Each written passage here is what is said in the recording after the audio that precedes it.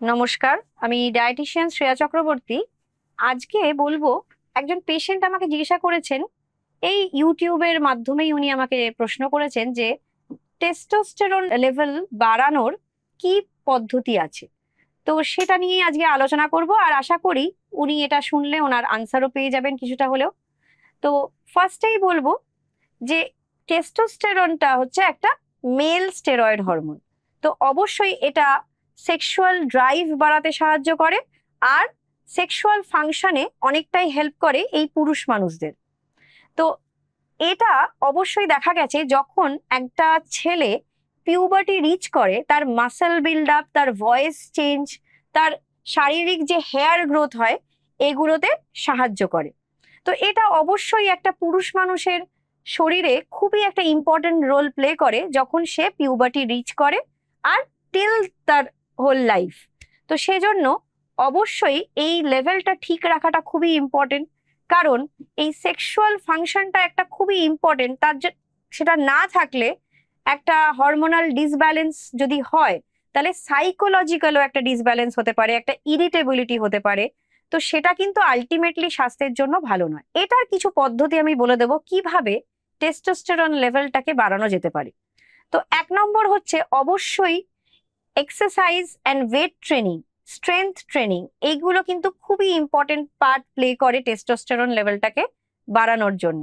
সেটা আপনারা হাঁটাহাঁটি করুন, একটু কার্ডিও এক্সারসাইজ করুন, কিংবা ওয়েট নেওয়া, স্ট্রেংথ ট্রেনিং করা, এটা দেখা গেছে টেস্টোস্টেরন লেভেলকে বাড়াতে সাহায্য করে, আর মাসলকে অনেকটাই স্ট্রং করতে সাহায্য করে। 2 নম্বর আমি বলবো, যদি স্ট্রেস লেভেলকে সুন্দর কন্ট্রোল করা যায় আর কর্টিজল লেভেলটাকে যদি কম রাখা যায়, তাহলেও কিন্তু এই টেস্টোস্টেরন লেভেলটা ঠিক থাকে। কারণ এটা একটা সেই সিসর মতন কাজ করে, যেই কর্টিজল লেভেল এতটা বেড়ে গেল, টেস্টোস্টেরন লেভেল কমে যায়। আর এই কর্টিজল লেভেল বেড়ে যাওয়াই মানে over eating, over craving of food, weight gain, তার জন্য স্বাস্থ্যের আরো অনেক সমস্যা দেখা দেয়, যেটাও কিন্তু টেস্টোস্টেরন লেভেলকে অনেকটাই ক্ষতিগ্রস্ত করতে পারে। তো সেই জন্য স্ট্রেস লেভেলকে সুন্দর করে কন্ট্রোল করুন, ভালো খাওয়া দাওয়া করুন, পুষ্টিকর খাওয়া দাওয়া, লাইফস্টাইল গুড মেনটেন করা, টাইম টু টাইম খেয়ে নেওয়া, অনেকটা জল খাওয়া, আর অবশ্যই এক্সারসাইজ তো আপনাকে রাখতেই হবে। 3 নম্বর হচ্ছে অবশ্যই ভিটামিন ডি লেভেলটা আপনার শরীরে ঠিক আছে কিনা, সেটা কিন্তু খুবই একটা ইম্পর্টেন্ট পার্ট প্লে করে। সেই জন্য ভিটামিন ডি লেভেল যদি লো থাকে, সেটাকে লাইটলি নেবেন না। এটা তো অনেক মানুষের থাকে, আমারও আছে। আজকাল তো আর রোদেই বেরোনো হয় না, তাই ঠিক আছে, ভিটামিন ডি তো অর্ধেক ইন্ডিয়ানদেরই কম থাকে, এরম ভেবে নিজে বসে থাকবেন না। আপনি যদি পুরুষ মানুষ হন, যদি ভিটামিন ডি লেভেল কম থাকে, অবশ্যই সেটা ডক্টরের পরামর্শ নিয়ে সাপ্লিমেন্টেশন নিন, খাওয়া দাওয়া ঠিকঠাক করুন। ডিম, দুধ, সবুজ শাকসবজিও অনেকটা ইম্পর্টেন্ট রোল প্লে করে। তো এগুলোকে বেশি করে ইনক্লুড করুন, দেখবেন আপনার অবশ্যই টেস্টোস্টেরন লেভেলের কিন্তু একটা উন্নতি হচ্ছে। এছাড়া বলবো, ডায়েটে regular good amount of protein রাখুন, যেটা পেটটাকে অবশ্যই ভরিয়ে রাখতে সাহায্য করে, আর অনেকটা মাসল মাসকে বৃদ্ধি করতে সাহায্য করে, যেটাও কিন্তু টেস্টোস্টেরন লেভেলের জন্য খুবই উপকারী। একটা গুড ফ্যাট যেরকম নাটস বা seeds, chia seed, flax seed, almond, walnut, এগুলো থেকে যে গুড ফ্যাট পাচ্ছেন, ওমেগা 3 ফ্যাটি অ্যাসিড পাওয়া যাচ্ছে, এগুলো কিন্তু খুবই ইম্পর্টেন্ট। অবশ্যই একটা গুড অ্যামাউন্ট অফ কার্বোহাইড্রেট, যেটাও কিন্তু সেটা হতে পারে সিম্পল কার্বোহাইড্রেট না, কমপ্লেক্স কার্বোহাইড্রেট, কিন্তু সেটা কিন্তু ultimately basic source of energy. তাই কার্বোহাইড্রেট কম করে দেওয়াটা কিন্তু একটা ভুল ধারণা। কার্বোহাইড্রেট কিন্তু খুবই একটা ইম্পর্টেন্ট পার্ট। ইভেন ফ্যাট, অনেকেই জিজ্ঞাসা করেন, আচ্ছা আমি কি একদমই ফ্যাট খাবো না, আমি তো মোটা হয়ে যাচ্ছি। দেখুন, ফ্যাট কিন্তু একটা ইম্পর্টেন্ট নিউট্রিয়েন্ট, সেটা শরীরের জন্য ইম্পর্টেন্ট।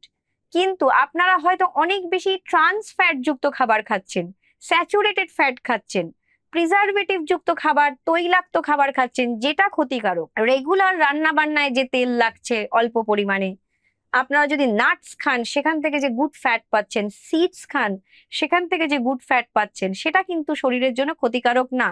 কিন্তু অতিমাত্রায় আবার যদি বাদাম খেতে শুরু করেন, সেটা আলটিমেটলি শরীরের জন্য ক্ষতিকারক হতে পারে।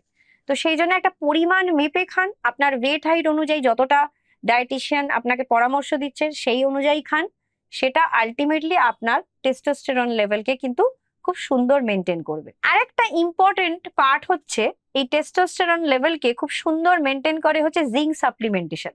এতদিন আপনারা জেনে এসেছেন জিঙ্ক হয়তো ইমিউনিটির জন্য খুব ভালো, কিন্তু দেখা গেছে এই টেস্টোস্টেরন লেভেলকেও খুব সুন্দর মেনটেন করে এই জিঙ্ক সাপ্লিমেন্টেশন। সেই জন্য যেসব খাবার দাবার জিঙ্কে ভরপুর সেগুলোকে ইনক্লুড করুন। আর যদি ডক্টর আলাদা করে কোনো সাপ্লিমেন্টেশন দেয়, কোনো মেডিসিন বা কোনো ট্যাবলেটস, সেটাকেও অবশ্যই ডায়েটে ইনক্লুড করুন।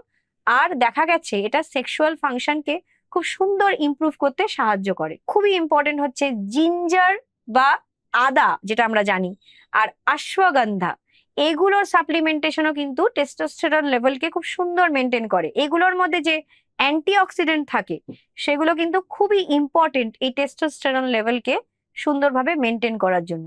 তো যদি সম্ভব হয়, আদা তো সবার বাড়িতেই থাকে, যদি আদা একটু মিশিয়ে জল বা চা খেতে পারেন সেটা আপনাদের স্বাস্থ্যের জন্য ভালো। রান্নাতে আদা প্রয়োগ করুন, সেটা স্বাস্থ্যের জন্য ভালো। আর যদি অশ্বগন্ধার সাপ্লিমেন্টেশন আপনারা ডায়েটে রেগুলার রাখতে পারেন, অশ্বগন্ধাও দেখা গেছে টেস্টোস্টেরন লেভেলকে খুব সুন্দর ইমপ্রুভ করতে সাহায্য করছে। তো এই পদ্ধতিগুলো রেগুলার নিজেদের ডায়েটে রাখুন, সুন্দরভাবে হাইড্রেশন মেনটেন করুন, স্ট্রেস লেভেলকে সুন্দর কন্ট্রোল করুন, ভালো করে ঘুমান, 6 থেকে 8 ঘন্টার ঘুম খুবই জরুরি। তো এই সব ভাবে যদি মেনটেন করেন, দেখবেন টেস্টোস্টেরন লেভেল কিন্তু সুন্দরভাবে মেনটেন্ড থাকছে। আর সুস্থ থাকবেন, ভালো থাকবেন। নমস্কার।